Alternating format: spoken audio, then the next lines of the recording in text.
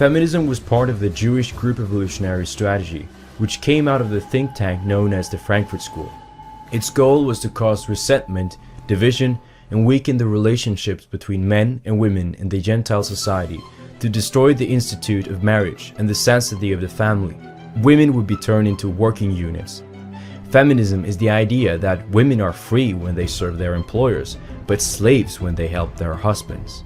Through promoting abortion and radical feminism, the sexes would turn against each other and consequently lower their demography by preventing childbirth.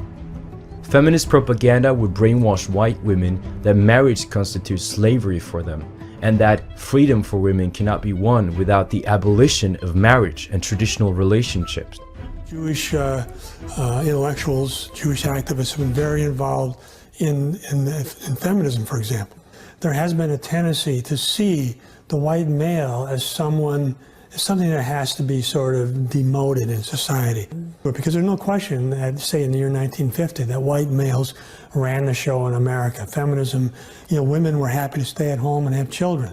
Now women are encouraged to go off and have careers, and they have very few children.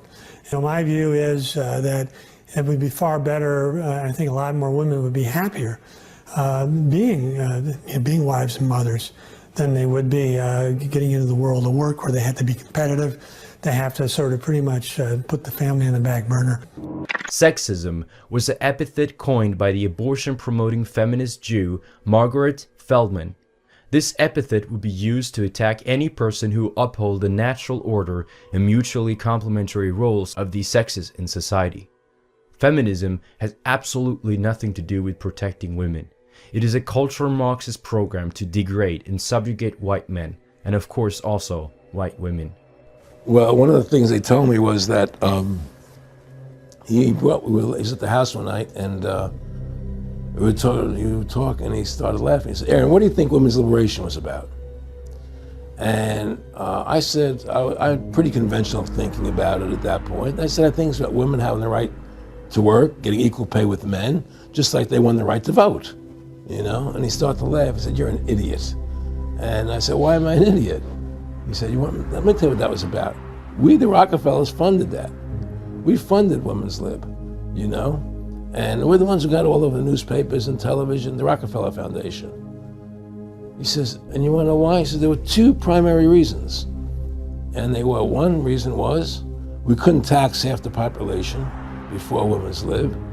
And the second reason was, now we get the kids in school at an early age. We can indoctrinate the kids how to think.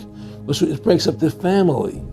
The kids start looking at the state as the family, as the school, as the officials, as their family, not as the parents teaching them.